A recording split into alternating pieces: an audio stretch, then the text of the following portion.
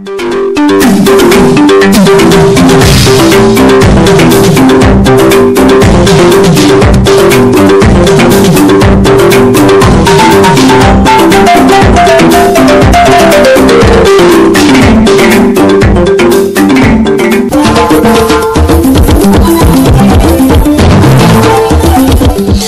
suivez Radio Guinée sur la 88.55 FM. Merci de nous choisir pour vous informer. Voici les titres du journal. Le président guinéen, le nouveau président de l'Union africaine, professeur Alpha Condé, a été choisi par ses pairs de ce lundi. Il a appelé à l'union et à la collaboration. Les États-Unis suivent de près les réformes du secteur de la sécurité, la réconciliation nationale et l'emploi jeune en Guinée. Ils ont dépêché ce lundi une mission pour évaluer l'avancement de ces projets. Le chef de la mission se dit satisfait et donne des recommandations.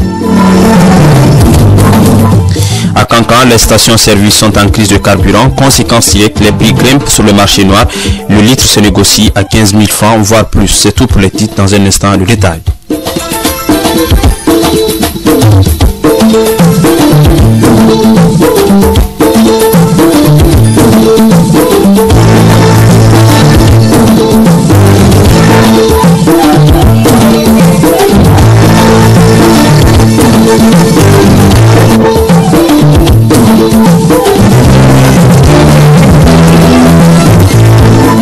Au micro, Aboubakar Dembatoura, la technique, Nestor Bamba Junior, bienvenue à tous. Le président de la République est le nouveau président de l'Union africaine pour un an. Alpha Condé a été élu ce lundi par ses pairs à l'occasion du 28e sommet de l'Union africaine qui se tient à Addis Abeba en Éthiopie. Juste après son élection, le président Alpha Condé s'est adressé à l'ensemble des participants. Il tend la main franche pour réussir sa mission. Au cours de son mandat, nous vous proposons ici un extrait du discours d'introduction du 28e sommet de l'Union africaine prononcé par le président Alpha Condé. L'unité de notre continent et la solidarité entre ses dirigeants ont été l'idéal qui a animé les pères fondateurs de notre organisation. Au-delà de l'intégration de nos États, nous devons réussir celle de nos peuples. C'est à cela que nous devons nous engager à ce jour solennel. J'accepte volontiers, en toute humilité, de présider aux destinées de notre organisation pour l'exercice 2017. C'est un immense bonheur auquel je voudrais associer chacun d'entre vous, un bonheur que je voudrais partager avec vous. Sans la volonté, la confiance et le soutien total vers l'Afrique de l'Ouest, nous avons souhaité que cette responsabilité revienne à mon pays. Cette mission ne m'aurait pas été confiée. Je tiens au nom du peuple et du gouvernement de Guinée à l'en remercier vivement. Je sais pouvoir compter sur vous tout au long de mon mandat et souhaite bénéficier du soutien de chacun d'entre vous dans notre ambition commune de faire de l'Union africaine une institution forte et crédible. De même, je suis convaincu que plus unis, nous serons plus forts et nous nous ferons plus entendre que le monde. C'était là un extrait du discours d'introduction du président Alpha Condé ce matin à la tribune de l'Union africaine. Nous vous proposons en fin de journal l'intégralité du discours du nouveau président en exercice de l'Union africaine. En attendant, plusieurs autres dossiers étaient sur la table des chefs d'État et de gouvernement ce lundi, entre autres l'élection d'un nouveau président de la Commission de l'Union africaine, le retour du Maroc au sein de l'organisation. David Yombouno. Outre l'élection du président Alpha Condé au poste de président en exercice de l'Union africaine, le Maroc réintègre l'institution après l'avoir quitté il y a 32 ans. Le Maroc, faut-il le rappeler, avait claqué la porte de l'OUA, ancêtre de l'Union africaine, en 1984 pour protester contre l'admission au sein de l'organisation de la République arabe sahraoui démocratique RASD, proclamée par le Front Polisario au Sahara occidental, un territoire que le Maroc considère comme sien. À l'occasion donc de ce 28e sommet, le royaume chérifien réintègre l'institution comme 55e État membre.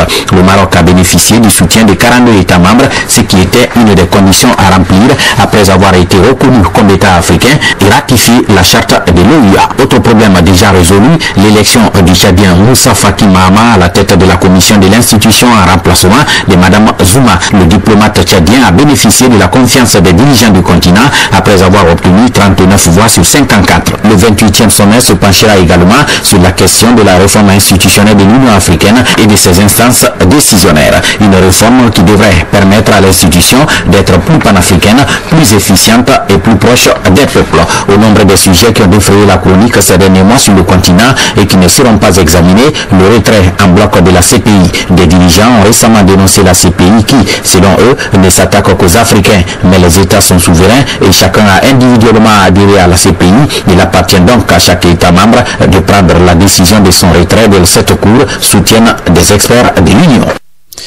Merci David Yombuno. Attentat de Québec, déclaration du gouvernement guinéen. C'est avec consternation que le gouvernement a pris l'attaque menée contre une mosquée du Québec au Canada dans la nuit du dimanche 29 janvier et qui a fait au moins 6 morts dont 2 ressortissants guinéens. En cette douloureuse circonstance, le gouvernement guinéen exprime sa profonde compréhension et ses condoléances les plus attristées au gouvernement canadien, aux familles des disparus et à la nation entière. La représentation guinéenne au Canada s'active pour rencontrer les familles de nos compatriotes et leur exprimer le soutien de la nation tout entière. Le porte-parole du gouvernement, Albert Damantan Camara. Les États-Unis ont envoyé une mission pour évaluer l'état d'avancement des projets axés sur la réforme du secteur de la sécurité, la réconciliation nationale et l'emploi jeune. Le chef de mission, Emery Brussé, a apprécié les travaux sur le terrain et donné quelques recommandations. Pour la réforme du secteur de sécurité, la grosse difficulté est de définir la portée et l'étendue de ce qui doit être fait plus tard. Nous pensons que la priorité revient d'abord au travail de conseil stratégique, d'orientation, de suivi des ressources, de gestion des ressources pour appuyer ce qui est fait par le ministère de la Défense et les autres ministères compétents. Dans le domaine de la réconciliation nationale, il est temps maintenant vu ce qui a été réalisé, de faire remonter ces discussions à un niveau politique, c'est-à-dire que les questions doivent être reprises sur le plan de la justice, de la vérité, mais aussi au niveau des structures communautaires, des structures coutumières, traditionnelles, qui restent extrêmement puissantes et qui sont un atout du pays. La question des emplois jeunes et femmes reste d'actualité. Ce que nous proposons, c'est une meilleure focalisation sur les activités commerciales, le secteur privé, peut-être les banques de développement, et identifier des groupes particuliers qui sont réellement à risque, où les risques doivent être clairement définis, et le mettre en lien avec des potentiels réels, soit le commerce transfrontalier, pourquoi pas les activités des creuseurs, des orpailleurs, les mineurs artisanaux. Emery Brussé, chef de la mission américaine envoyée en Guinée pour évaluer l'état d'avancement des projets axés sur la réforme du secteur de la sécurité, la réconciliation nationale et l'emploi jeune. Le président de la cérémonie, le premier ministre, chef du gouvernement, a remercié la mission pour leur assistance. Mamadi Yula est au micro de Ibrahima Khalil Kondé. Avoir à présent l'objet du moment d'aujourd'hui et de passer en revue le rapport provisoire de l'examen de la déclaration des engagements mutuels que nous a soumis la Commission des Nations Unies pour la consolidation de la paix. Il s'agit également de débattre de l'accord préliminaire, faire une mission d'évaluation indépendante du second plan prioritaire de consolidation de la paix. La tâche nous revient à tous. Je rappelle que j'ai eu des échanges fructueux avec la délégation de la mission d'évaluation de la déclaration d'engagement mutuel à la fin de son séjour. Je puis déjà affirmer que son rapport prend en compte la quasi-totalité des constats, préoccupations et perspectives du gouvernement en matière de consolidation de la paix. Titre d'exemple, la revue a constaté une convergence de vues autour des progrès réalisés par la Guinée en matière de consolidation de la paix en général. Vous écoutez Radio Guinée, la suite de notre journal.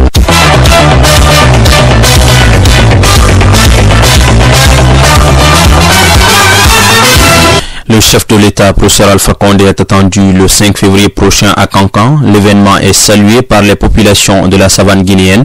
Le gouverneur de la région administrative de Kankan parle des enjeux de cette visite du président de la République à Kankan, où il doit conférer avec les orpailleurs du pays. On écoute le général Mohamed Gari au micro de Elhadj Sarbou Keïta. D'abord, je voudrais féliciter le président de la République, le professeur Alpha Condé, pour tout l'honneur fait en sa personne par ses pairs aujourd'hui pour le placer à la tête de l'Union africaine. C'est une fierté pour notre pays et c'est un grand honneur. Et je crois que cet honneur, l'homme le mérite parce qu'aujourd'hui, il est une icône en Afrique de par son engagement, de par son programme pour l'Afrique. Aujourd'hui, il est une référence sur le continent africain, donc c'est un honneur pour le peuple de Guinée. Et nous savons aussi tout ce qu'il est en train de faire et ce qu'il vient notamment de faire en Gambie.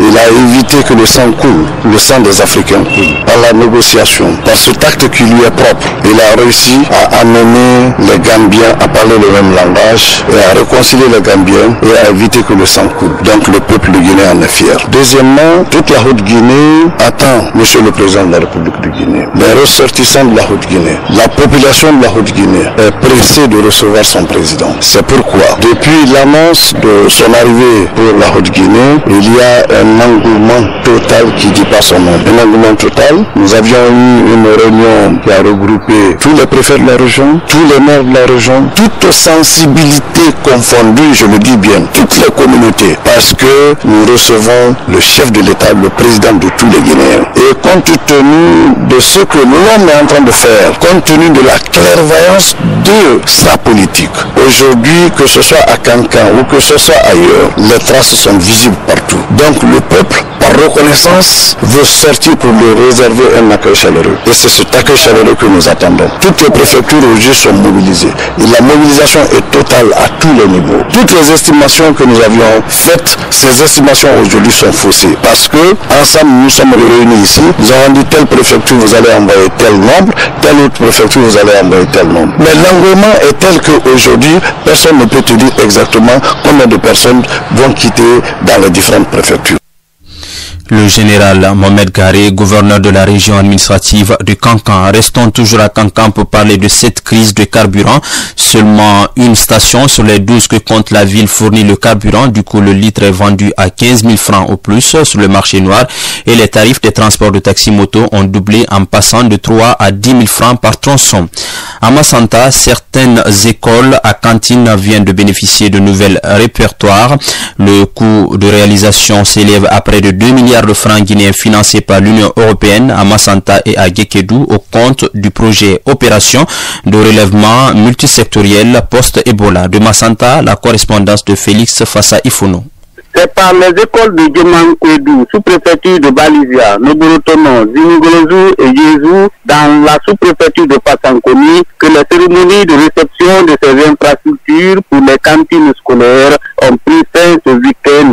Des cérémonies présidées par le chef de projet Opération de relèvement multisectoriel post-Ebola Ormi, M. Joseph Baka Samino. Coût des travaux, près de 2 milliards de francs guinéens, entièrement financés par l'Union européenne. Selon le chef de projet Ormi, la construction de ces réfectoires vise à créer un environnement hygiénique et sécurisé pour la prise des repas offerts par le programme alimentaire mondial PAM au compte du projet cantine scolaire.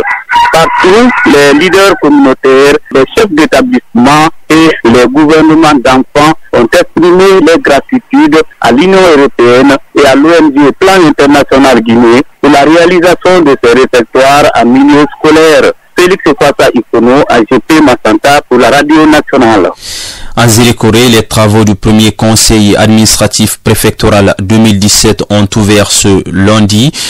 Cette rencontre regroupe l'ensemble des acteurs impliqués dans le développement socio-économique de la préfecture. Il s'agit de discuter des problèmes intéressant la vie des collectivités et élaborer un plan d'action pour l'année en cours. De Zélékoré, Nyamaomi. Durant 2 jours, il sera question pour les participants d'exposer ce nombre de problèmes intéressant la vie des collectivités, à savoir l'exécution du budget 2016 et l'avant-projet du budget 2017, ainsi que le plan d'investissement annuel des collectivités, sans négliger le niveau d'exécution du budget écoulé. Aussi, 2 commissions de travail ont été mises en place, à savoir la commission chargée de régler les problèmes entre les 2 syndicats des transporteurs routiers et celle chargée de la situation des recherches du marché. Il sera également question des problèmes liés à la santé, à l'éducation, comme tous ceux liés à la sécurisation des populations et à la préservation de l'environnement. C'est pour toutes ces raisons que le préfet, avant d'ouvrir les travaux, a demandé à chacun d'être attentif et participatif. Aboubacar Ngom Kamara a ensuite dit que les conclusions de ce conseil administratif serviront de miroir aux autorités et élus pour mener à bien toutes les activités de l'année 2017. C'est le Bureau régional AGP, Yamaouni pour Radio Guinée. Vous écoutez Radio Guinée, La suite de notre journal.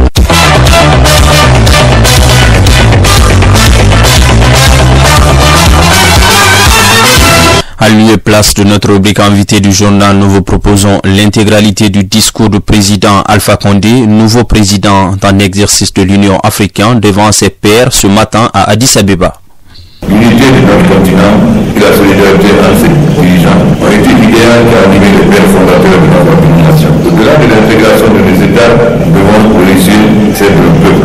C'est à cela que nous devons nous engager à ce jour.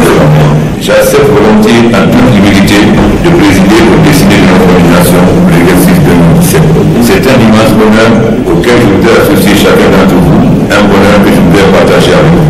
Sans la volonté, la confiance et le soutien total vers l'Afrique de l'Ouest, nous avons souhaité que cette responsabilité revienne dans mon pays.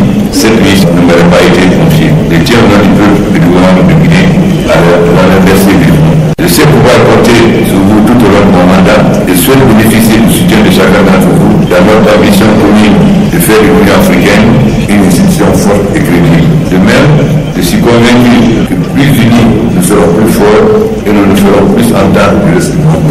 Je ne saurais poursuivre mon propos sans réitérer au nom de tous nos chaleureuses félicitations et nos sincères remerciements au président Idriss Déby.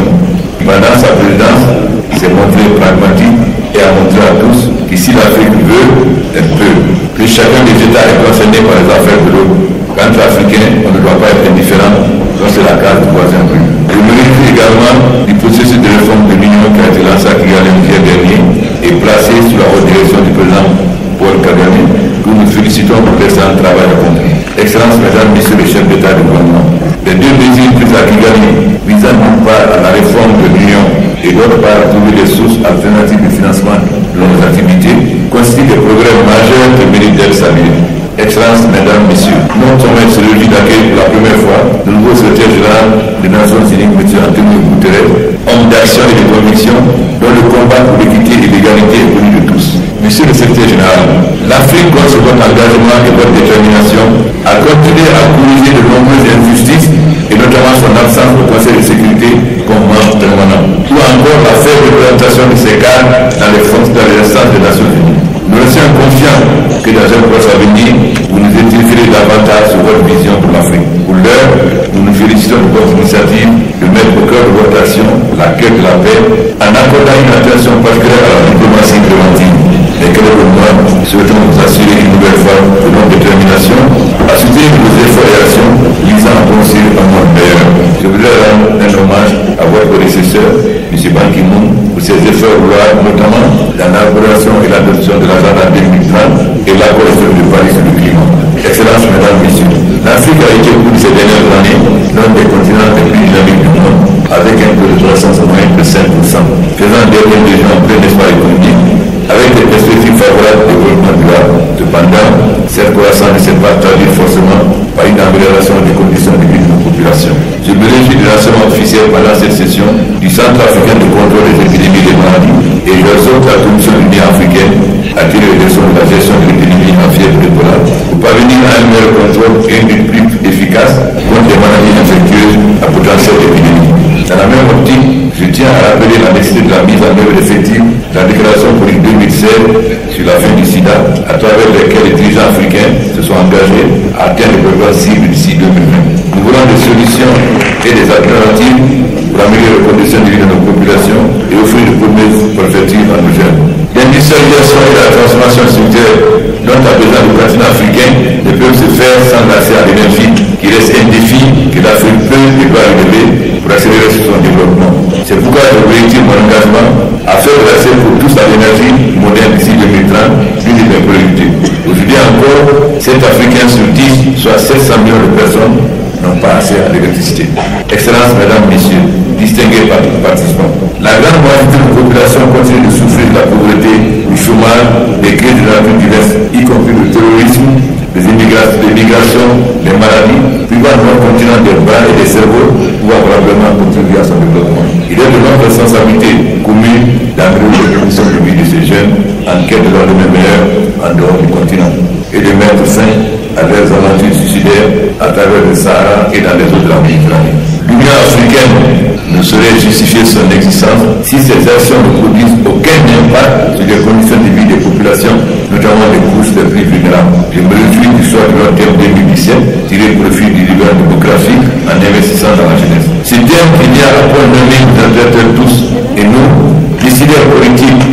opérateurs économiques et autres investisseurs devront désormais faire preuve d'imagination pour prendre les décisions qui s'imposent et mobiliser les investissements nécessaires en faveur de la jeunesse. Autrement, nous serons les premières victimes de cette bombe sociale à l'environnement qui essaie de s'amplifier jour après jour. La réalisation du dividende démocratique représente une opportunité majeure pour l'Afrique de répondre aux aspirations légitimes exprimées dans l'agenda 2063. Vous vous souviendrez qu'en juillet dernier à Kigali, nous avons adopté la feuille de route visant à tirer profit du dividende démocratique en investissant dans la jeunesse. Nous nous félicitons que le déficit de l'Afrique, la question du dividende démocratique, ait reçu l'appui du bon nombre de partenaires, notamment l'Union européenne et les Nations Unies. Je tiens particulièrement à féliciter le FINIA et son directeur exécutif, Dr Babakoundé, pour son plaidoyer remarquable et ses efforts de mobilisation de ressources en vue de permettre aux jeunes d'Afrique de réaliser leur plein potentiel. Je ne saurais terminer sans adresser mes sincères remerciements à Madame la Présidente sortante de la Commission de l'URIA, Dr Ozana Lamena Izuma et toute son équipe pour le travail accompli au service de l'Afrique. Vive l'Union africaine, je vous remercie.